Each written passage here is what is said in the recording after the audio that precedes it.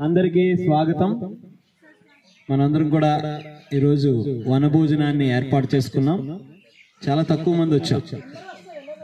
గత సంవత్సరం last year Lammasingi దగ్గర ఒక విలేజ్ ఉంది. ఆ విలేజ్ పేరు చెరపల్లి, అడవిలో అన్నమాట. సుమారు 100 మంది దాకా వెళ్ళాం. అక్కడ ఆ ఊర్లో ఒక 50 మంది, సుమారు 200 మంది, మొత్తం 300 మందికి ప్రసాదం కుక్ చేసాం. అక్కడే కట్టెల పొయ్యి మీద వంటలు చేసి చాలా అద్భుతంగా వచ్చింది అంతా కూడా. మరి ఈసారి ఎందుకు రాలేదు? మాతాజీసే ప్రభుస్ అందరికీ ఫీవర్ వచ్చింది. ఏం ఫీవరు? మాయా ఫీవర్ అన్నమాట. అది మాయా సిక్ అయ్యారు, హోమ్ సిక్ కాదు.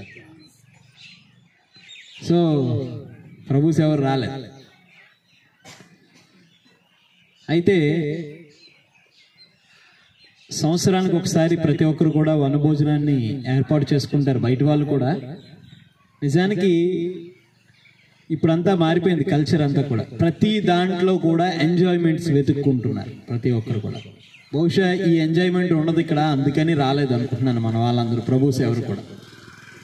మా కమ్యూనిటీ పిక్నిక్, మా క్యాస్ట్ కులగజ్జి పిక్నిక్, తర్వాత లేదంటే మా ఫ్యామిలీ పిక్నిక్, ఇలాంటి పిక్నిక్లకి వెళ్తూ ఉంటారు చాలా మంది. ఎంతమంది వెళ్ళారు ఫ్యామిలీ పిక్నిక్, కమ్యూనిటీ పిక్నిక్? మా కులపోలు వేశారండి పిక్నిక్ అంటారు. దాన్ని కులగజ్జి పిక్నిక్ అంటాం మేమందరం. అయితే ఇలాగా ఈ పిక్నిక్లకి వెళ్తారు. ఎందుకు వెళ్తారు ఆ పిక్నిక్లకి? కారణం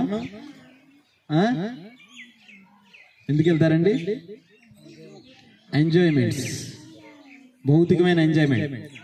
అసలు ఈ వనభోజనం అంటేనే వనాలలో భోజనం చెయ్యాలి. ఆ వనాల్లో కూడా ఎటువంటి చెట్లు ఉండాలి? ఉసిరి చెట్లు, మామిడి చెట్లు, మద్ది చెట్లు, ఇవన్నీ ఉండాలి. తాళవనాలు, తాళవనం అని కూడా అంటారు. బృందావనంలో కూడా కృష్ణుడు వనభోజనం చేస్తున్నప్పుడు ఒక్కొక్క వనంలో ఒక్కొక్క రోజు భోజనం చేసేవాడు. తాళవనంలో ఒక రోజు, మధువనంలో ఒక రోజు. అలాగే ద్వాదశ వనాలు ఏం పేర్లు చెప్పగలరా ఎవరైనా? ద్వాదశ వనాల పేర్లు నెట్లో కొట్టండి, చూడండి. కామ్యవనం, బేల్వనం, కదంబవనం, భాండీరవనం, మధువనం, ఇంకా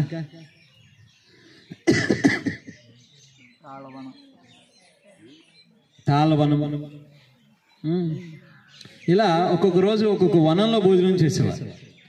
అయితే ఆ వనంలో భోజనం ఎందుకు చేయాలంటే మనకి వనానికి దగ్గర సంబంధం ఉంది. మనం తినే ప్రతి ఆహారం కూడా ఈ చెట్ల నుంచి వస్తుంది, అవునా కదా? భూమి నుంచి వస్తుంది. కానీ ఇప్పుడు అందరూ కూడా చెట్ల నుంచి, భూమి నుంచి వచ్చే ఆహారాన్ని తినట్లేదు ఎవడు కూడా. ఏం చేస్తున్నారు? కోళ్ళు, మేకలు, కుక్కలు, పందులు, చేపలు, ఇటువంటివన్నీ తింటున్నారు. వాటికి ఈ చెట్లకి ఏమి సంబంధం లేదు, వాటికి చెట్లకి. సో ఈ భౌతికంగా ఈ వనభోజనం అని పేరుకే పెట్టుకుంటారు కానీ పిక్నిక్లు. అందుకే వాడు ఎవడో దాన్ని పిక్నిక్ గా మార్చాడు దాని పేరు. సో అందులో తినేదంతా నాన్ వెజ్ తింటారు. ఇంకా మగరాయిళ్ళంతా మద్యం సేవిస్తారు. తర్వాత ఇంకా పేకాట్లు ఆడుకుంటారు. ఇవన్నీ ఎంజాయ్మెంట్స్ ఉంటాయి. కాబట్టి ఎక్కువగా మాకు 2000 మంది వచ్చారండి, 3000 మంది వచ్చారండి. ఇక్కడ ఏముంది? గడిది గుడ్డు ఏమీ లేదు. సాత్విక ఆహారం, సాత్విక భోజనం. ఇక మాతాజీ సాత్విక్ కిచెన్ స్టార్ట్ చేసింది. సాత్విక్ అంతా సాత్వికంగా అన్నీ ఉంటాయి. సో కాబట్టి సినిమా పాటలు ఉండవు, అందువల్ల తక్కువ మంది వస్తారు. అయితే నిజానికి వనాల్లో వనదేవతలు అని చెప్పి అనేవారు, తెలుసా మనకి? పూర్వం ఈ వనానికి అంతటికీ కూడా ఒక దేవతలు ఉంటారన్నమాట. అంటే ఈ చెట్లని, ఈ ప్రదేశాన్ని ఆశ్రయించి ఉంటారు. వాళ్ళు ఈ విధంగా మనం చేయడం మూలంగా వాళ్ళు శాంతించి, వాళ్ళు ఆనందపడి, అంటే మన సనాతన సంస్కృతిలో ప్రతి దాంట్లో కూడా దైవం ఉంది, ప్రతి దాంట్లో కూడా ప్రాణం ఉంది, ప్రతి దాంట్లో ప్రాణం ఉంది, దైవం ఉంది. సో కాబట్టి మనం చూడొచ్చు బృందావనంలో కృష్ణుడిని ఆనందింప చేయడానికి ప్రతి అణువు కూడా ఎంతో ఉర్రూతులు ఊగేదన్నమాట, ఎంతో సిద్ధంగా ఉండేది కృష్ణుడి కోసం. ఇసుక రేణువు కావచ్చు, బృందావనంలో కృష్ణుడు నడుస్తుంటే కృష్ణుడికి ఆకలిగా ఉంటుందేమో అని చెప్పి ఆ చెట్టు కొమ్మ మీద ఉండేటువంటి మామిడికాయ ఆ కొమ్మ అంతా కూడా ఏం చేసేదంటే కృష్ణుడికి ఆనందం ఇవ్వడం కోసం ఆ కొమ్మ కృష్ణుడికి ఎదురుగా వచ్చి ఇలా సాగిపోయి వచ్చి నుంచుండేదంట, కృష్ణుడు ఎలా వచ్చి తీసుకోవడానికి. ఆ తర్వాత కృష్ణుడు నడుస్తుంటే కృష్ణుడి పాదాలకి ఏమి గుర్చుకోకుండా ఆ కొమ్మల మీద ఉండేటువంటి ఆ పుష్పాలన్నీ కూడా ఆ కొమ్మలు వాటంతటా అవి ఊగి ఆ పువ్వులు కింద పడిపోయేలాగా కృష్ణుడు ఆ పుష్పముల మీద నడిచేటట్టుగా ఆ విధంగా బృందావనంలో ప్రతి అణువు ప్రయత్నించేదాన్ని. అంటే దీన్ని బట్టి మనకి భగవంతుడు ఏం తెలియపరుస్తున్నాడు, భాగవతం ఏం తెలియపరుస్తుంది అంటే ప్రతి అణువులో కూడా దైవం ఉంది, ప్రతి అణువులో కూడా ప్రాణం ఉంది. ప్రాణం ఉంటే దైవం ఉన్నట్టే కదా. కృష్ణుడు చెప్తున్నాడు కదా, జీవుల యందు ప్రాణశక్తిని నేను అని చెప్పంటున్నాడు. ప్రాణశక్తి, అసలు ఆ ప్రాణశక్తి భగవంతుడు కాకపోతే మన శరీరం కదలడానికి అవకాశం లేదు కదా. ఆ ప్రాణం లేకపోతే ఎంత మనం గొప్పవాళ్ళమైనా, ఎంత ధనం ఉన్నా మనం కదలడానికి అవకాశం లేదు ప్రాణశక్తి లేకపోతే. సో ఈ విధంగా వన భోజనాన్ని చెయ్యాలి. వనంలో కూర్చొని సంవత్సరంలో ఒక్కసారైనా సరే ఆ ప్రకృతి నుంచి వచ్చేటటువంటి స్వచ్ఛమైనటువంటి గాలిని పీలుస్తూ, ఇప్పుడు మనం భోజనాలు చేస్తాం, ఆ భోజనం ఇంట్లో కనీసం మనం వండేటటువంటి ఆహారం కూడా సూర్యరశ్మి తగలకుండా వండుతున్నాం. మనం అందరం కుక్కర్లో వండేస్తాం. అసలు కుక్కర్లో వండితే సూర్యరశ్మి ఎక్కడ తగిలింది? లేదు కదా. అందుకే అనారోగ్యానికి కారకాలు ఇవన్నీ కూడా. మనం వండేటటువంటి వంట సూర్యరశ్మి తగలాలి, ఆ వంటలో సూర్యరశ్మి తగలాలి. అందుకే చూడండి, వంట చేసేటప్పుడు కిచెన్లోకి సూర్యకిరణాలు పడేటట్టుగా వాళ్ళు ఆ విధంగా డిజైన్ చేస్తారు ఇంటిని, వెంటిలేషన్ ఎక్కువ ఉండేటట్టుగా. బయట పొయ్యిలు పెట్టుకునేవారు పూర్వం, వంట అంతా బయటే చేసేవారు. ఇప్పటికీ ఇక్కడ నేను లంసింగ్ అక్కడ ప్రచారానికి వెళ్తుంటానా, వంటగది సపరేట్గా ఉంటుంది, బయట ఉంటుంది. మనం లోపలికి వెళ్ళగానే వాళ్ళు రైట్ ఆగ్నేయం సైడ్ బయటికే ఓపెన్ గా ఉంటుంది. ఆ వంటగది కూడా పూర్తి క్లోజ్ కాదు, ఇక్కడ వరకే, సగం వరకే ఉంటుంది. ఆ విధంగా ఉండేది అక్కడ. ఆ విధంగా ఉండేవాడు అంటే ఆ సూర్యరశ్మి తగిలినటువంటి ఆహారాన్ని భుజించేప్పుడు మనం చాలా ఆరోగ్యకరంగా ఉంటాం, ఆరోగ్యవంతంగా ఉంటాం. కానీ ఇప్పుడు ఆ పరిస్థితి లేదు. మనమే మన చేతులారా మనం పాడు చేసుకుంటున్నాం మన యొక్క ఆరోగ్యాన్ని. మన యొక్క సనాతన ధర్మంలో ఎన్నో గొప్ప విషయాలు ఉన్నాయి, ఇవన్నీ కూడా వదిలేసి మనం ఈ పాశ్చాత్య సంస్కృతి వైపు పరుగులెడుతూ ఉన్నాం. ఫ్రిజర్లో ఫుడ్ అంతా కూడా, ఫ్రిజర్లో ఆడెక్కడో తయారు చేసి దాన్ని ఒక నెల రోజులు మ్యానుఫ్యాక్చరింగ్ డేట్ పెడతాడు, ఎక్స్పైర్ డేట్ పెడతాడు. పర్వాలేదు వాడియచ్చు. చూస్తాం మనం అందరం కూడా. మోర్ మార్కెట్కి వెళ్ళండి, అక్కడ పొరాటోలు ఉంటాయి. ఒక 6 నెలలు ఉంటుంది నిలవ. ఇంట్లో చపాతీ చేస్తారు, 6 నెలలు ఉంటుందా? మరి ఎలా ఉంటుంది? ఎలా ఉంటుంది? ఏం కలుపుతున్నాడు దాంట్లో? ఏం కలుపుతున్నాడు ఒకసారి చూడండి. సో ఎంత ఈరోజు మొన్నొక రోజు మాతాజీ అబ్బాయికి యాపిల్ ఇద్దామని తీస్తే ఆ స్టిక్కర్ పేగ్గానే దాంట్లో ఇంత కన్నం ఉంది. ఏంటి? ఇంజెక్షన్. యాపిల్ కాదు, సారీ, దానిమ్మ ఇంజెక్షన్. అంటే ప్రతి దాంట్లో ఎంత మనం, అందుకని కనీసం సంవత్సరానికి ఒకసారి అప్పుడప్పుడైనా ఇలా ప్రకృతిలో జీవించడం నేర్చుకోవాలి. ప్రకృతితో మమేకమై ప్రకృతిలో ఏ విధంగా ఈ ఎన్నో గొప్ప విషయాలు, అంటే ఈ చెట్ల నుంచి, ఈ సూర్యరశ్మి నుంచి, ఈ భూమి నుంచి ఎంతో గొప్ప ఎనర్జీ, ప్రత్యేకమైనటువంటి ఒక పాజిటివ్ ఎనర్జీ వస్తుంది. దాన్ని మనం తీసుకోవాలి, ఆస్వాదించాలి. సో కాబట్టి ఈ వనభోజనాన్ని మొట్టమొదట ఎవరు ప్రారంభించారు అంటే కృష్ణుడే ప్రారంభించాడు వనభోజనాన్ని. అసలు వనాల్లో తినేటటువంటి అలవాటు కృష్ణుడు ఎప్పుడు ఇంట్లో భుజించేవాడు కాదంట, వనాల్లోనే భుజించేవాడు. ఉదయాన్నే బ్రేక్ఫాస్ట్ ప్యాకింగ్, లంచ్ ప్యాకింగ్, మళ్ళీ డిన్నర్ కూడా ప్యాకింగ్. ఇంట్లో అసలు భోజనం చేసేవాడు కాదు కృష్ణుడు. భాగవతంలో చూడండి ఎక్కడన్నా సరే, ఇంట్లో యశోదామాత కూర్చోబెట్టి భోజనం పెట్టింది ఏం లేదు. అంటే చిన్న వయసులో ఏదో చందమామని చూపించి యశోదమ్మ తినిపించింది. ఎందుకంటే కృష్ణుడు అప్పుడు బయటికి వెళ్ళలేని వయసు కదా.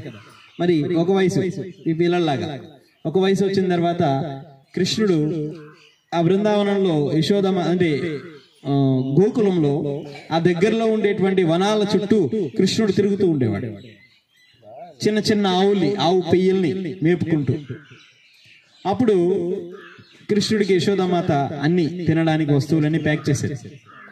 అలాగే కాస్త పెద్దవాడైపోయిన తర్వాత గోవర్ధన పర్వతం చుట్టూ తిరిగేవారంట. అప్పుడు ఎక్కడికి? చిన్న వయసులో ఉండేటప్పుడు గోకులంలో ఉండేవాడు కృష్ణుడు. కాస్త పెద్ద వయసు వచ్చిన తర్వాత అంటే 5 పూర్తయి 6లోకి వచ్చిన తర్వాత అంటే 6 సంవత్సరాలు పూర్తయిన తర్వాత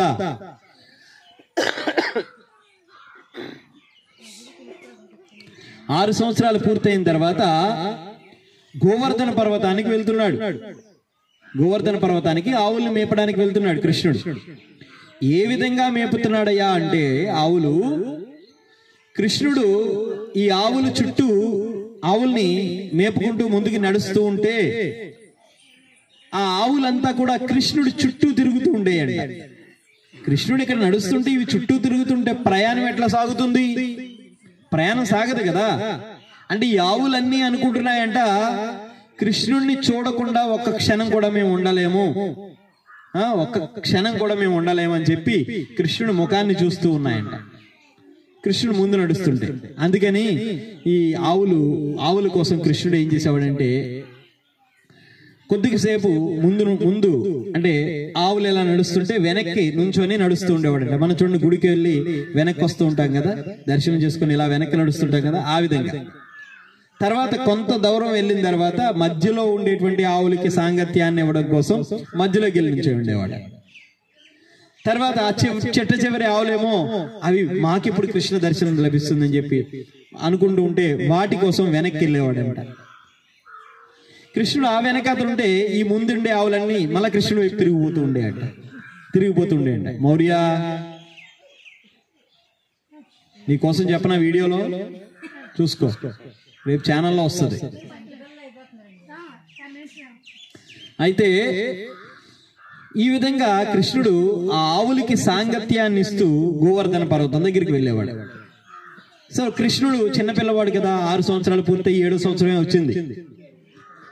నందమహారాజు ఈ గోప బాలకులందరూ కూడా, పెద్ద గోప బాలకులందరూ కూడా వాళ్ళందరికీ ఏం చెప్తున్నాడంటే, కృష్ణ నువ్వు ఇక్కడ ఉండు, మేమంతా కూడా పైకి వెళ్ళి ఆవుల్ని మేతకి తీసుకెళ్లి గోవర్ధన పర్వతం పైకి మేము వస్తాము కిందకి అని చెప్పనేవారు. అంటే మొత్తానికి బలవంతంగా లాక్కొని తీసుకొని వెళ్ళేవారు.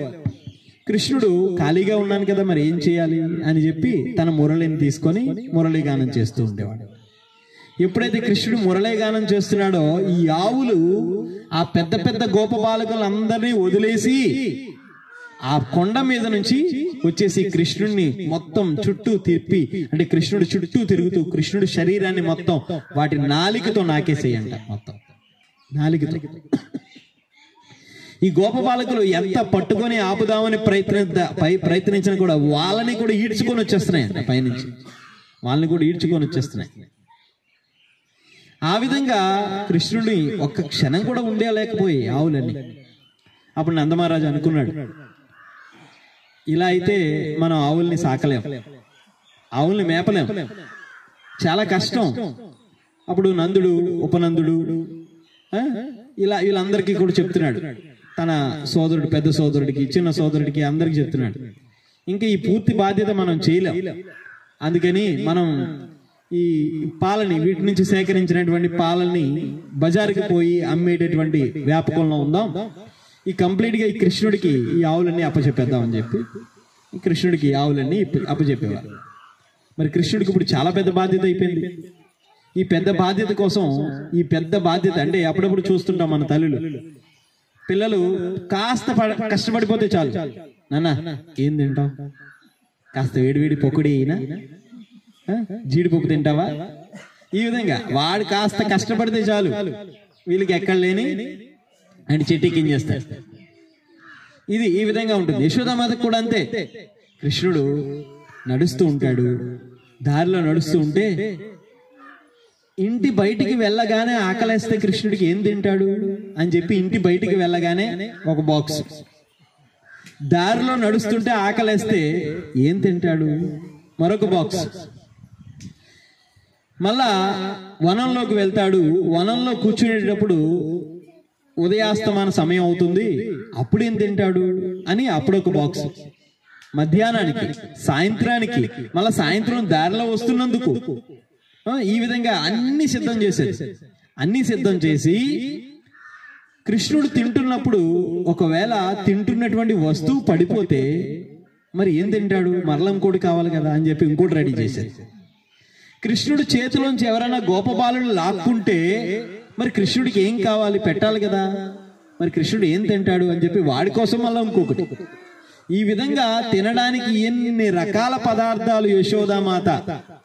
ఒకసారి మనం అహోబిల యాత్రకి వెళ్తే మనతో పాటు ఒక ఫ్యామిలీ వచ్చారు. ఆ ఫ్యామిలీలో వాళ్ళు పాపం అంటే పిల్లల కోసం ఎంత ప్రేమిస్తారో చూడండి. సామాన్లు లగేజ్ అంతా ఎవరి బ్యాగ్ వాళ్ళు తెచ్చారు, ఇంత బస్తా తెచ్చారు. ఏంటి బస్తా అని అడిగాను. ఏమండి ఏంటి బస్తా అని అడిగితే మా పిల్లలు ఆకలేస్తే తినడానికి చిప్స్ ప్యాకెట్లు అవి ఇవి అని చెప్పి మొత్తం పాపం ఇంత పెద్ద బస్తా. అంటే ఎంత ప్రిపేర్డ్ గా వస్తున్నారు చూడండి, పిల్లల మీద అంత ప్రేమ మమకారం. సో ఇప్పుడు అంతా ప్యాకేజ్డ్ ఫుడ్, అప్పుడు ప్యాకింగ్ చేసి పెట్టేది ఆవిడ, ఇప్పుడు ప్యాకేజ్డ్ ఫుడ్ ఎవడో ప్యాక్ చేస్తున్నాడు, దాన్ని మనం తింటున్నాం. అది ఆ విధంగా యశోదామాత కృష్ణుడి కోసం అన్ని ప్యాక్ చేసి పెట్టేది. అయితే కృష్ణుడు ఏం చేసేవాడంటే కొంత దూరం వెళ్ళిన తర్వాత నాకు ఈ మామిడి తోటను చూస్తుంటే ఒక కథ గుర్తొస్తుంది. ఆ బృందావనంలో చక్కగా వాళ్ళందరూ కూడా భోజనం చేసేసి మామిడి తోట ఎలా ఉండేదండి, ఇప్పుడంటే మామిడికాయలు కోస్తారు సీజన్ లో, ఇప్పుడంటే అందుకే చెప్తారు బ్రహ్మ సంహితలో ఏ విధంగా బృందావనం అంటే గోలోక బృందావనం ఏ విధంగా ఉంటుందో బ్రహ్మ సంహితలో ఒక శ్లోకం ఉంది. ఏంటి ఆ శ్లోకం?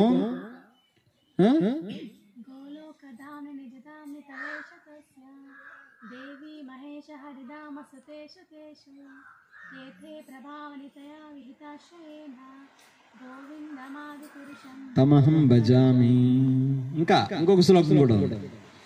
చింతామణి ప్రకర సద్మసు కల్ప వృక్ష లక్ష్యావృతేషు శురభిరభిపాలయంతం లక్ష్మీ సహస్రశత సంభ్రమ సేవ్యమానం గోవిందమాది పురుషం తమహం భజామి.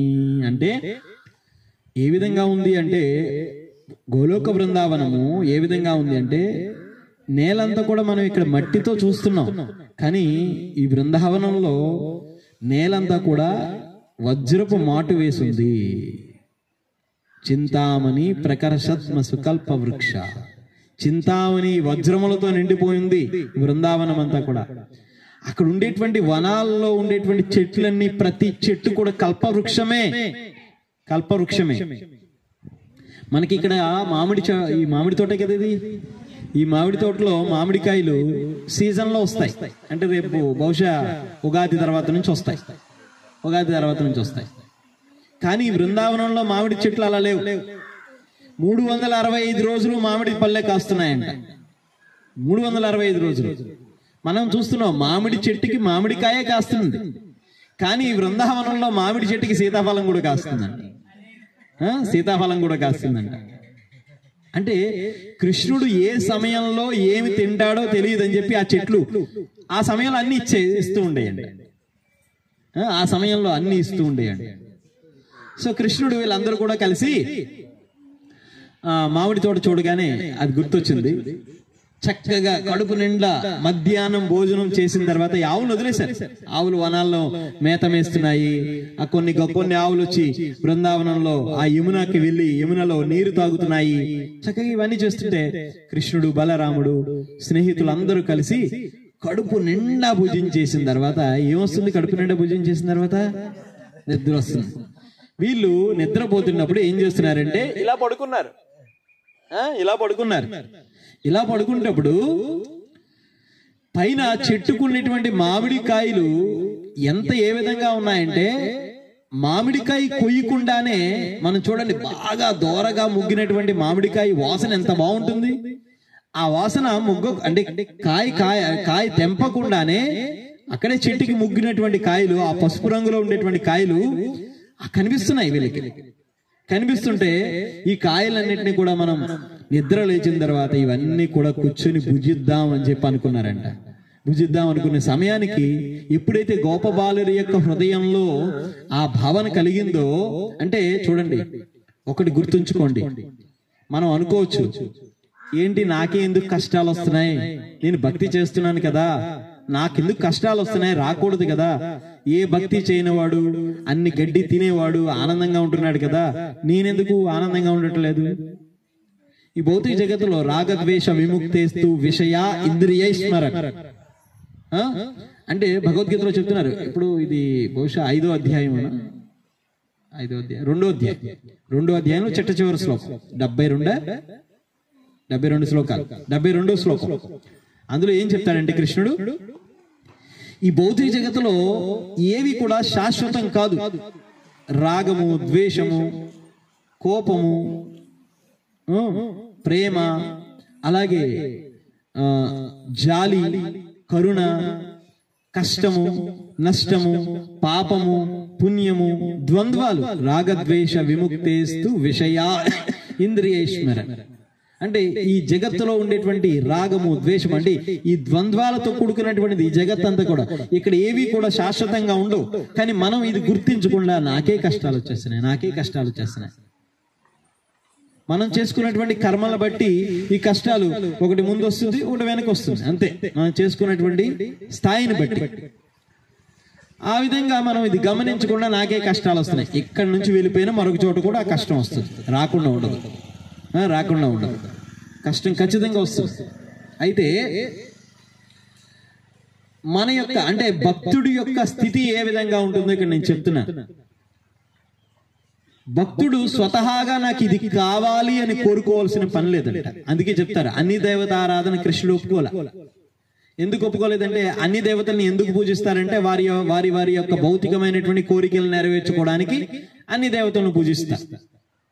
అందుకే చెప్తాడు కృష్ణుడు, అనన్యాశ్చింతయంతో మాం ఏ జనా పర్యుపాసతే త్వేషాం నిత్యాభియుక్తానాం యోగక్షేమం వహామ్యహం.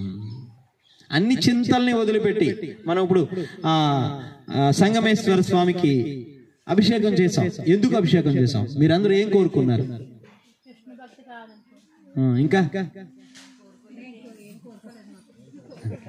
జనరల్ గా భక్తిలోకి వచ్చిన తర్వాత కోరికలు అన్యాభిలాషిత శూన్యం, జ్ఞానకర్మ అనావృతం, అనుకూల్యన కృష్ణానుశీలనం. ఇటు వచ్చే మగవాళ్ళు, ఇటు అనుకూల్యన కృష్ణానుశీలనం భక్తిరుత్తమం. ఉత్తమమైన భక్తి ఏంటి? ఏ రకమైన కోరిక లేకపోవడం. ఈ భౌతిక జగత్తులో అందరూ చేసే పూజలు, పునస్కారాలు ఇవన్నీ కూడా కోరికల కోసమే. అందులో కామమిశ్రమమైనటువంటి భక్తి ఉంది, ప్రేమ లేదు ఎక్కడ కూడా. సో కాబట్టి ఇక్కడ వీళ్ళ హృదయంలో, ఈ గోపబాలకుల యొక్క హృదయంలో ఏముందయ్యా అంటే, వాళ్ళు ఈ చెట్లకు కాసినటువంటి మామిడి ఫలాలు ఎంత అందంగా ఉన్నాయి, చూడ్డానికి ఎంత అందంగా ఉంటే రుచి ఇంకెంత అందంగా ఉంటుంది. ఖచ్చితంగా మనం అందరం నిద్ర లేచిన తర్వాత, కృష్ణ మనం అందరం కూడా ఈ మామిడికాయలు తిందామని చెప్పి అనుకున్నారు. అంటే కృష్ణుడి యొక్క కరుణ ఎటువంటిదో చూడండి. ఆయన మీద కంప్లీట్ డిపెండ్ అయిపోవాలి, బేస్ అయిపోవాలి పూర్తిగా. మనకు ఆ డిపెండెంట్ లేదు. మనం ఎట్లా అయిపోయిందంటే, మనం మన యొక్క స్వశక్తి మీద డిపెండ్ అయిపోతున్నాం. మనం ఓన్ గా, అంటే నేనేదైనా చేయగలను అనేటువంటి భావంతో మనం డిపెండ్ అయిపోతున్నాం. అందువల్ల మనం ఆ ఆనందాన్ని, ఆ రుచిని పొందలేకపోతున్నాం. కానీ వీళ్ళందరూ కంప్లీట్ గా కృష్ణుడి మీద డిపెండ్ అయిపోయారు. కృష్ణుడేమో, వాళ్ళు అక్కడ ఒక పెద్ద కొండ చెలవని చూశారు, అది అని నాలుగు చాపుకొని కూర్చుంది. ఇది లోపలికి వెళ్తే ఏదైనా అవుతుందా అని భయం లేదు వాళ్ళకి. ఏమైనా కృష్ణుడు ఉన్నాడు కదా చూడడానికి అనే భయం ఉంది, అనే నమ్మకం ఉంది, అంతే వాళ్ళకి అనే నమ్మకం ఉంది. సో మనెవరికి ఆ నమ్మకం లేదు, ఉందా? సరే, నది మీద నడుద్దాం, నది మీద నడుద్దామా? ఎంతమంది ఉంటారు రెడీగా? అంటే ఏదైతే అది అవుతుంది అంటే దాని అర్థం లేనట్టే. మళ్ళా అది సో మన ఎవరికి అది లేదు. అందువల్ల మనం గోపబాలకులు పొందుతున్నటువంటి ఆనందాన్ని మనం పొందలేకపోతున్నాం. పొందుతున్నాం, ఆ క్షణం పొందుతున్నాం, మళ్ళీ మామూలే అయిపోతాం. సో కాబట్టి వీళ్ళు అలా హృదయంలో కోరుకొని నిద్రపోతున్నారు. కృష్ణుడు ఎంత కరుణా వర్షాన్ని కురిపించాడంటే అక్కడ వీళ్ళెవరు కనిపించటంలా, మొత్తం మామిడి ఫలాలన్నీ కూడా వీళ్ళని కప్పేసినాయి అనమాట. ఆ చెట్ల మీద ఉండేటువంటి కొమ్మలన్నీ కూడా వాటంతటా అవి తెచ్చి పెట్టేటట్టుగా చేసి, ఇది కృష్ణ కరుణ ఈ విధంగా ఉంటుంది. మనం ప్రత్యేకంగా ప్రయత్నించాల్సిన పని లేదు, మనం ప్రత్యేకంగా పరుగులెట్టాల్సిన పని లేదు. మనం ఏంటంటే ఈ టెక్నిక్ తెలుసుకోకుండా కృష్ణుడికి చివరి పీట వేసి, చిన్న పీట వేసి మన పనులని మనం చేస్తున్నాం. సో అందువల్ల మనం ఆస్వాదించలేకపోతున్నాం. ఈ చిన్న లాజిక్ మిస్ అయిపోతున్నారు భక్తులందరూ కూడా. నేను ఇది కేవలం భక్తుల కోసం చెప్తున్నాను, బయట వాళ్ళు వేరే విషయం, అది వదిలేయండి. వాళ్ళు ఎలాగో భౌతికమైన కార్యక్రమాల్లో నిమగ్నమై ఉంటారు. ఈవెన్ డివోటీస్ కూడా ఎందుకు హ్యాపీ ఉండట్లేదు? ఎందుకు డివోటీస్ లో కూడా ఇంకా అభద్రతా భావం ఎందుకు వస్తుంది? కారణం ఏంటంటే వాళ్ళు చిన్న లాజిక్ మిస్ అయిపోయారు. ఈ లాజిక్ మిస్ అయిపోవడం వల్ల వాళ్ళు హ్యాపీనెస్ పొందట్లేదు. నేను ఎక్కడికో ఉద్యోగానికి వెళ్తే నాకు లక్షలు వచ్చేస్తాయి అనుకుంటారు. ఉద్యోగం గడిది గుడ్డ, ఏమి ఉండదు. అక్కడికి వెళ్తే ఎవడికో సలాం చేయాలి, ఆ సలాం మీద ఆయనకి చేస్తే చాలు. ఆయనకి చేస్తే మనకు కావాల్సింది ఆయన ఇస్తాడు. ఇది వదిలేస్తున్నాం. ఈ లాజిక్ ఎలా మిస్ అయిపోతున్నాం? మన బుద్ధి అంతా ఏమైపోతుంది? సో అది తెలియక మనం కృష్ణుడి మీద ఆధారపడడం నేర్చుకోవాలి. అప్పుడు కృష్ణుడు మనకు అన్ని ఇస్తాడు సకాలంలో. పితామహస్య జగతో దాతా మాతా పిత అంటే ఈ సమస్త సృష్టికి తండ్రి ఆయనే. ఆయనకి తెలుసు ఎవరికి ఏమి ఇవ్వాలో. మనం పరిగెట్టి పాలు తాగినంత మాత్రం ఉపయోగం లేదు. అంటే కృష్ణుడు చూడండి, వాళ్ళు కోరుకున్న చిన్న కోరిక, ఆ కోరికలో కూడా కృష్ణుడు మిళితమై ఉన్నాడు. అందుకు కృష్ణుడు ఏం చేస్తున్నాడు? వాళ్ళు తినలేనంత ఫలాల్ని ఇచ్చాడు. ఇది కృష్ణ ప్రేమ అంటే ఆ విధంగా ఉంటుంది. అయితే ఒకరోజు యశోదామాత వీళ్ళందరికీ కూడా చక్కని చల్దులు అన్ని, మనందరికీ తెలుసు, చిన్నప్పుడు ఒక కథ ఉండేది. ఎంతమంది చదువుకున్నారు? తెలుగు వాచకంలో చల్దులు ఆరగించుట 8th క్లాస్లో ఉండేది. 8th క్లాస్ ఆరిపోయారా మీరు? 10th క్లాస్ ఏ సంవత్సరం ఉంటుంది? 99 అయితే నాది 2000. నాకే ఉంది. ఎవరు 2000లో 10th పూర్తయిన వాళ్ళు?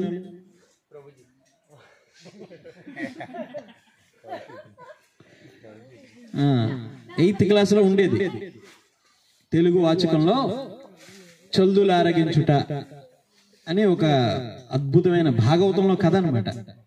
అదే శ్రీమద్ భాగవతంలో చాలా అద్భుతంగా ఉండేది. అయితే వీళ్ళందరూ కూడా చల్దులు ఆరగించడానికి ఒక వలయాకారంలో కూర్చొని ఉన్నారు. అంటే ఒక రౌండ్ గా కూర్చొని ఉన్నారు. ఈ రౌండ్ గా కూర్చున్నటువంటి ఈ గోప బాలకుల్ని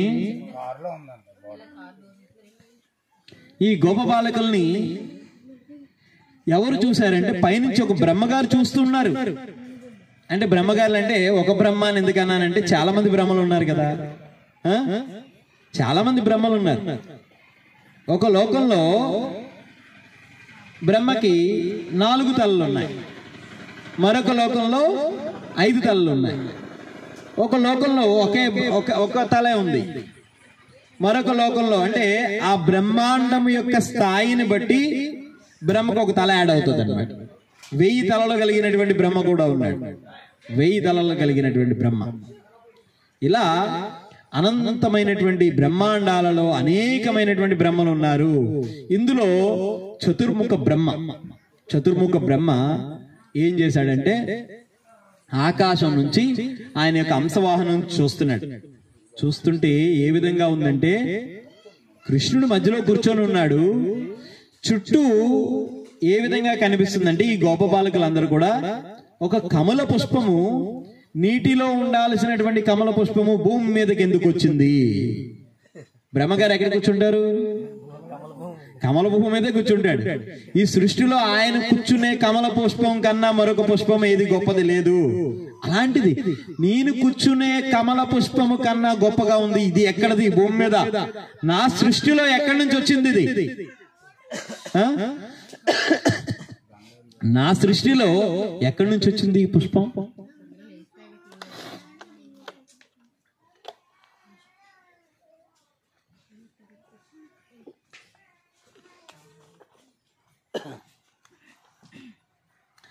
నా సృష్టిలో ఈ పుష్పం ఎక్కడి నుంచి వచ్చింది అని చెప్పి అక్కడి నుంచి బ్రహ్మగారు పైనుంచి వచ్చి చూస్తున్నారు.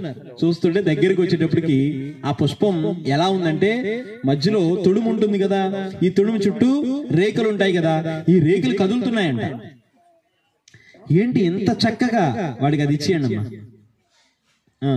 ఈ రేకులు ఎంత చక్కగా ఎందుకు కదులుతున్నాయి, ఇంత చక్కగా ఎందుకు కదులుతున్నాయి అని చెప్పి దగ్గరికి వచ్చి చూస్తే అది గోపబాలకులు కృష్ణుడు చుట్టూ కూర్చున్నారు. కానీ బ్రహ్మగారికి కృష్ణుడు ఎలా కనిపిస్తున్నాడు? గోపబాలకులకి కనిపించినట్టుగా కనిపించట్లా. ఏ విధంగా కనిపిస్తున్నాడంటే, ఏయ్ పిల్లలు కూర్చోండి,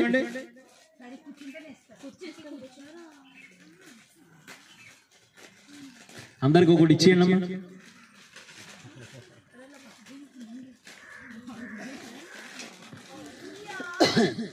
ఆ విధంగా బ్రహ్మగారికి ఏంటి ఈ పుష్పం ఏంటి ఎంత అందంగా కనిపిస్తుంది? నా జగత్తులో, నేను సృష్టించినటువంటి జగత్తులో ఈ విధంగా ఇంత అందమైన పుష్పమా అని చెప్పి వచ్చి చూస్తే, ఇంతకి చూస్తే అక్కడ మధ్యలో కృష్ణుడు కూర్చున్నాడు. చుట్టూ గోపబాలకులు కూర్చున్నారు. కానీ కృష్ణుడు సాధారణమైనటువంటి కృష్ణుడు కనిపించట్లా. ఆయనకి త్రిభంగి శ్యామ సుందర కృష్ణుడు కనిపించట్లా. ఏ విధంగా కనిపిస్తున్నాడు? ఒక విష్ణు రూపాన్ని, చతుర్బాహువులతో కూడుకున్నటువంటి విష్ణు రూపం కనిపిస్తుంది. ఆశ్చర్యపోయాడు బ్రహ్మ. కళ్ళు ఒకసారి నింపుకున్నాడు, మళ్ళా చూశాడు. మళ్ళా చూస్తే కృష్ణుడు కనిపించట్లా. అరే, నారాయణుని చూడడానికి నాకే సాధ్యం కాదు, నాకే సాధ్యం కాదు. కారణ సముద్రం దగ్గర విష్ణువుని మనం కీర్తించాలి అంటే, బ్రహ్మగారు కీర్తించాలంటే అక్కడ నుంచొని, కారణ సముద్రం ఒడ్డున నుంచొని పురుష సూక్తం చదువుతారు. సహస్ర శీర్ష పురుష సహస్రాక్ష సహస్రపా సభూమిం విశ్వతో హృత్వా అని చెప్పి ఆయన అక్కడ నుంచి చదువుతాడు. చదివితే ఒక శబ్ద రూపంలో భగవంతుడు కనిపిస్తాడంట. శబ్ద రూపంలో భగవంతుడు కనిపిస్తాడు. కనిపించి ఏంటి నీ బాధ అని అడిగితే ఆయన ఏదో బాధ చెప్పుకుంటే, నేను పలానా సమయంలో అక్కడ అవతరిస్తానని చెప్తాడు, వెళ్ళిపోతాడు బ్రహ్మగారు. ఇది బ్రహ్మగారికి దర్శనం. అలాంటిది నాకే దర్శనం కానటువంటి ఈ నారాయణుడు, ఈ విష్ణువు ఎలా వీళ్ళందరి చుట్టూ ఆడుకుంటున్నాడు? అసలు వీళ్ళు ఎలా ఆడుకుంటున్నారు? శంఖము, చక్రము, గద, పద్మము ఇవన్నీ ఉన్నాయి కదా, ఇవన్నీ కూడా వీళ్ళని భయపెట్టడం లేదా? ఒకరోజు బృందావనంలో ఒక సన్నివేశాన్ని చూశారు. ఎవరు? ఇద్దరు గంధర్వులు. ఏంట సన్నివేశం అంటే, ఎప్పుడు ఆటలాడినా కృష్ణుడు దొంగ పెడతాడు. ఈ దొంగ పెట్టినప్పుడు ఎక్కువగా వీళ్ళు ఆడేటటువంటి ఆట ఏంటి అంటే,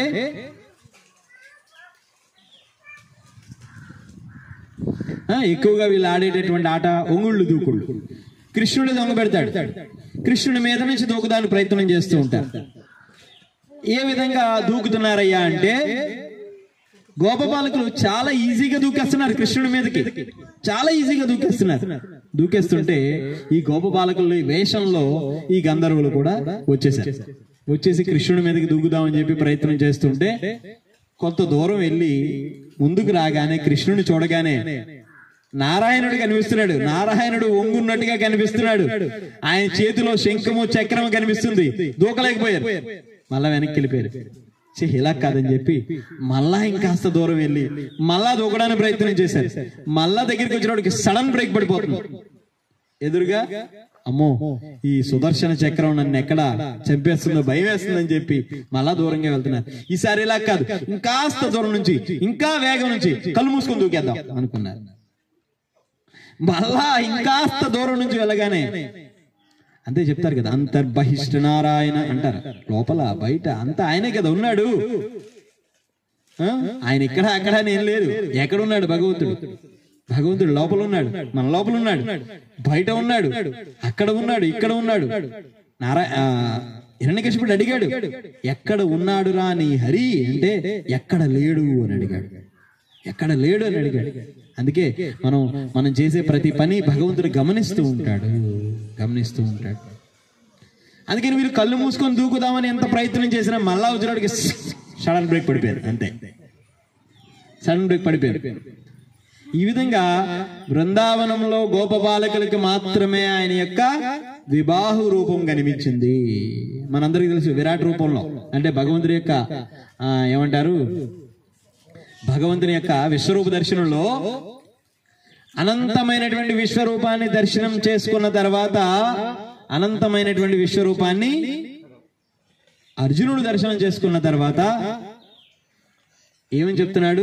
ఓ దేవదేవా, ఓ నారాయణ, గోవింద, నీ యొక్క రూపాన్ని నేను చూడలేకపోతున్నాను, నాకు నీ దివ్య చక్షువుల్ని ప్రసాదించు అంటే భగవంతుడు తన దివ్య చక్షువుల్ని ప్రసాదిస్తే ఆ చక్షువులతో చూడగలిగాడు ఆ విశ్వరూపాన్ని. పోనీ చూసిన తర్వాత ఆయన సంతోషంగా ఉన్నాడా, ఆనందంగా ఉన్నాడా అంటే ఆనందం లేదు. మరలా ఆయనకి ఆనందాన్ని ఇవ్వడం కోసం ఏం చేశాడు భగవంతుడు? ఏం చేశాడు? చతుర్బాహు రూపాన్ని. అమ్మా ఎందుకు మీరంతా ఆపేమంటే ఆపేస్తారు, పిల్లలకి ఏదో ప్యాకెట్ ఇచ్చేస్తే తినేస్తారు, పోయాం. వాళ్ళతో మీరెందుకు మళ్ళీ పంచాయతీలు? ఇంకొకటి ఉంది, తీసుకొని ఇవ్వండి. సో ఈ విధంగా భగవంతుడు మళ్ళా చతుర్బాహు రూపాన్ని చూపించాడు. మరి అర్జునుడు ఏమైనా సంతోషించాడా చతుర్బాహు రూపాన్ని చూపించిన తర్వాత కూడా అంటే అప్పుడు సంతోషించలేదు. ఏమని అడుగుతున్నాడు అర్జునుడు? స్వామి, నీ యొక్క నిజ రూపం ఏదైతే ఉందో, నీ యొక్క ద్విబాహు రూపం ఏదైతే ఉందో, నీ శ్యామ సుందర రూపం ఏదైతే ఉందో అది నాకు ప్రసాదించు అంటున్నాడు. మనం దామోదరాష్టకంలో కూడా ఏం చెప్తాం? భగవంతుని కీర్తిస్తూ దామోదరాష్టకంలో నీ యొక్క దివ్యమంగళమైనటువంటి ద్విబాహు శ్యామ సుందర రూపం నా హృదయంలో ప్రకటితమవ్వాలి అని అడుగుతాం. నమామీశ్వరం సచ్చితానంద రూపం లసత్కుండలం గోకులే వ్రజమానం యశోదాభియాలోకాలబ్ధావమానం పరామృష్టమాద్యంత ద్రోదుత్య గోప్యా. అంటే యశోదామాతకి ఏ రూపం అయితే కనిపించిందో, ఏ రూపంతో యశోదామాత దగ్గర తిరిగావో నువ్వు, ఆ రూపం నాకు ప్రసాదించు అని అడుగుతున్నా. ఆ రూపాన్ని ప్రసాదించు. మరి ఆ రూపంలో ఇక్కడ గోప బాలకులకి అందరికీ కృష్ణుడు కనిపిస్తున్నాడు, కానీ ఈ గంధర్వులకి, బ్రహ్మదేవుడికి, నారాయణుడు కనిపిస్తున్నాడు అక్కడ. అరే నారాయణుడి చుట్టూ వీళ్ళు ఆ విధంగా ఎలా పూజిస్తున్నారు అంటే ఇదే భావన. నేను అదే చెప్తున్నాను, కృష్ణుణ్ణి అర్థం చేసుకోవాలంటే ఏ భావనతో నువ్వు అర్థం చేసుకోలేవు. కృష్ణుణ్ణి అర్థం చేసుకోవాలంటే గోపీ భావన కలిగి ఉండాలి, అందుకని మన సాంప్రదాయం గోపీ భావ సాంప్రదాయం. ఇది బ్రహ్మ మధ్వ గౌడీయ సాంప్రదాయం. ఇంకా ఏ ఇతర సాంప్రదాయాల వారు కృష్ణుణ్ణి అర్థం చేసుకోలేరు. వాళ్ళు నారాయణుని సేవిస్తారు, కానీ కృష్ణుణ్ణి అర్థం చేసుకోవాలంటే నువ్వు గోపీ భావంలో ఉండి తీరాలి. గోపీ భావంలో అంటే చైతన్య మహాప్రభు యొక్క అనుయాయుడై ఉండాలి. అప్పుడే నువ్వు కృష్ణుణ్ణి అర్థం చేసుకోగలుగుతావు. కాబట్టి బ్రహ్మగారు ఆ తర్వాత వీళ్ళందరి యొక్క చల్దులు ఇవన్నీ అయిపోయిన తర్వాత అప్పుడు ఈ కృష్ణుడు పక్కన యమునా నదిలోకి వెళ్ళగానే వీళ్ళందరినీ తీసుకెళ్లి బ్రహ్మలోకంలో కట్టించాడు. అది వేరే కథ అనుకోండి. మరి ఇప్పుడు ఏమైంది? చల్దులు ఆరగిస్తున్నారు కూర్చొని. ఈ చల్దులు ఆరగిస్తున్నప్పుడు ఏం చేస్తున్నారు? కృష్ణుడు మధ్యలో కూర్చున్నారు. అదే చెప్తున్నారు. మన జీవితంలో మధ్యస్థంగా కృష్ణుడు ఉంటే మన జీవితం ఆనందంగా ఉంటుంది. మన జీవితంలో కృష్ణుడు తప్ప మధ్యస్థంగా ఇంకెవరున్నా మన జీవితం ఆనందంగా లేదు. కృష్ణుడు తప్ప ఇంకేదన్నా, ఏ లక్ష్యం ఉన్నా మన జీవితంలో ఆనందం ఉండదు. అందుకని ఆనందం ఎక్కడి నుంచి వస్తుందంటే ఆనంద స్వరూపుడు. ఎవరు ఆనంద స్వరూపుడు? ఆనందాన్ని ఇచ్చేటటువంటి వాడు అభయం అంటారు. అదే భగవద్గీత 12వ అధ్యాయంలో ఉంది కదా, అభయం సత్వ సంసిద్ధో అని చెప్పి ఒక శ్లోకం ఉంది కదా. ఎవరు చెప్తారా శ్లోకం? 12th chapter ఫస్ట్ శ్లోకం. ఫస్ట్ శ్లోకం కాదు, 13. చదవగలరా ఎవరైనా? సరే. అయితే ఆ అభయాన్ని ఇచ్చేటటువంటి, అంటే మన జీవితంలో అన్ని భయాలే కదా, మన జీవితంలో అన్ని భయాలే కదా. భయం మూలంగానే కదా కష్టం, భయం మూలంగానే కదా బాధ. అందుకని మనం ఏం చేయాలి? అభయం ఇచ్చేటటువంటి వాడిని మనం పట్టుకోవాలి. ఆ భయాన్ని ఇచ్చేటటువంటి ఈ జగత్తులో ఉండేటువంటి మన యొక్క అనేక రకమైనటువంటి ఆసరాలు ఏవైతే ఉన్నాయో వాటిని వదిలిపెట్టేయాలి. అభయాన్ని కలిగించేటటువంటి ఆ కృష్ణుడిని మనం పట్టుకోవాలి. వీళ్ళందరూ కూడా చక్కగా కృష్ణుడి చుట్టూ కూర్చొని పూజిస్తున్నారు. అందుకు వీళ్ళ జీవితంలో ఎందుకు ఆనందంగా ఉందంటే వీళ్ళు తెచ్చుకున్నటువంటి ఈ పదార్థాలన్నీ కూడా కృష్ణుడికి తినిపిస్తున్నారు. కృష్ణుడికి తినిపించిన తర్వాత అందరూ కూడా కూర్చున్నారు. అందరూ ఇలా కూర్చొని పత్రాలు పెట్టుకొని ఆకులు పెట్టుకొని ఆకుల్లో తెచ్చుకున్న పదార్థాలన్నీ వడ్డించుకుంటూ ఉంటే చక్కగా భుజిస్తున్నారు. ఆ భుజిస్తున్నప్పుడు మొట్టమొదటి వీళ్ళందరూ కూడా కృష్ణుడికి పెట్టారు. తర్వాత వీళ్ళు భుజిస్తున్నప్పుడు ఒక గోప బాలకుడు మరొక గోప బాలకుడితో చెప్తున్నారు, పక్కన వాడితో చెప్తున్నారు, అరే కృష్ణుడి నెత్తి మీద ఒక తేనెతీగ వాలింది, చూడు అనగానే వీడు తేనెతీగ ఎక్కడ అని చెప్పి కృష్ణుడు ముఖం మీద చూడగానే వీడి ప్లేట్ లో ఉండేటువంటి పదార్థాన్ని వీడు తినేస్తున్నాడు. ఇంకొకడు వచ్చి అంటాడు, ఒక గోప బాలకుడు ఏం చేస్తున్నాడంటే కృష్ణుడికి, కృష్ణ ఇది తిను అని చెప్పి కృష్ణుడు నోట్లో పెడుతున్నాడు. కృష్ణుడితో చెప్తున్నాడు, కృష్ణ కళ్ళు మూసుకో అని చెప్పి అంటున్నాడు. కళ్ళు మూసుకోగానే కృష్ణుడి నోట్లో పువ్వు పెట్టేస్తున్నాడు. పదార్థం పెట్టట్లా, తినాల్సినటువంటి పదార్థాలు పెట్టట్లా, ఒక రుచికరమైనటువంటి ఒక మంచి సువాసన కలిగినటువంటి ఆ పువ్వుని కృష్ణుడి నోట్లో పెట్టేస్తున్నాడు. అలాగే ఒక గోప బాలకులు వీళ్ళందరూ చక్కగా ఆటలాడుకుంటున్నారు. ఎన్నో తినుబండారాలు, ఎన్నో పిండి వంటలు, ఎన్నో తీయనైనటువంటి పదార్థాలు ఇవన్నీ కూడా తెచ్చుకున్నారు. ఇవన్నీ తెచ్చుకొని ఆస్వాదిస్తున్నారు. ఇది చూసి బ్రహ్మ తట్టుకోలేకపోయాడు. అరే ఇంత వీళ్ళు కృష్ణుడితో ఈ విధంగా, ఈ నారాయణుడితో ఈ విధంగా ఇంత సఖ్యంగా ఎలా ఉండగలుగుతున్నారు? అందుకే సాఖ్య భక్తి అంటారు, సాఖ్య రసం అని చెప్పి అంటారు. సాఖ్య రసం గోప బాలకులకి కృష్ణుడి దగ్గర ఉండేటువంటి. అందుకని బృందావనంలో ఈ 3 రసాలే పనిచేస్తాయి. ఒకటి సాఖ్య రసము గోప బాలకులతో, 2 వాత్సల్య రసము యశోదామాతతో, గోపికలతో మాధుర్య రసము. ఈ 3 రసాలు పనిచేయాలి. అందుకని మన యొక్క సాంప్రదాయంలో ఈ 3 రసాలు మనం ఆస్వాదించగలుగుతాం. ఐశ్వర్య రసం మనకు అవసరం లేదు. ఈ 3 రసాలు ఉంటే అన్ని వస్తాయి ఆటోమేటిక్ గా. సో కాబట్టి ఈ విధంగా యశోదామాత కృష్ణుడి కోసం వనభోజనానికి ఎన్నో ఏర్పాట్లు చేసేది. ఆ విధంగా ఈ గోపబాలకులు, ముఖ్యంగా కృష్ణ బలరాములు ఈ వనభోజనాన్ని ఆస్వాదించి సమస్త సృష్టికి వనంలో భోజనం చెయ్యాలి అనేటువంటి సాంప్రదాయాన్ని మనకి చెప్పారు. ఇప్పుడు కూడా చూడండి, మీరు యూట్యూబ్ లో చాలా మంది వంటలు చేసేవాళ్ళు ఈ మధ్య కొత్త ట్రెండ్, వంటలు ఎక్కడ చేస్తున్నారు? వనాల్లో చేస్తూ ఉంటారు. అంటే దాన్ని ఏమంటారు, చెట్ల మధ్యలో, పొలాల్లో చేయడం, కట్టెల పొయ్యిల మీద చేయడం. అంటే మీరు ఎప్పుడైనా చూడండి, ఇప్పుడు హోటల్స్ లో, పెద్ద హోటల్స్ లో బిర్యానీ ఆర్డర్ ఇస్తే స్మోకీ ఫ్లేవర్ బిర్యానీ అని చెప్పి అంటారు. తెలుసా? మీరు తిన్నారా ఎప్పుడన్నా? స్మోకీ ఫ్లేవర్, ఆ ఫుడ్ స్మోకీ ఫ్లేవర్ వస్తుంది. ఆ స్మోకీ ఫ్లేవర్ వీడు ఏం చేస్తాడంటే గబ్బంతా దాంట్లో పెట్టి స్మోకీ ఫ్లేవర్ వేస్తాడు. కానీ నేచురల్ గా స్మోకీ ఫ్లేవర్ రావాలంటే కట్టెల మీద వంట చేయాలి, కుండలో వంట చేయాలి. చేస్తే నేచురల్ గా ఫ్లేవర్ వస్తుంది. ఆ స్మోకీ ఫ్లేవర్ తగులుతూ ఉంటే దానికి తింటుంటే ఆహా చాలా అద్భుతంగా ఉంటుంది. ఆ రుచి చాలా అద్భుతంగా ఉంటుంది అనమాట. ఇప్పుడు ఏం చేస్తాం మనం, డైరెక్ట్ గా పొయ్యి మీద పెట్టేస్తాం. అది కాల్చడానికి పొయ్యి మీద పెట్టేస్తాం. ఈ గ్యాస్ మీద ఉండేదంతా తమో గుణమే, కరెంట్ మీద ఉండేదంతా తమో గుణమే. అంటే దేని మీద వండాలో కూడా ఆ గుణం నేర్పిస్తుంది మనకి. అందుకని కట్టెల పొయ్యి మీద వండాలి. సత్వగుణం.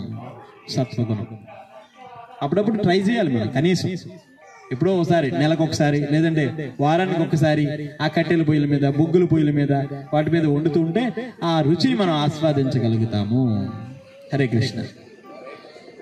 శ్రీ శ్రీ కృష్ణ బలరామకి, జగద్గురు శ్రీల ప్రభుపాదకి, నితాయ్ గౌర్ ప్రేమానందే. ఎవరైనా మాట్లాడతారా కొద్దిసేపు?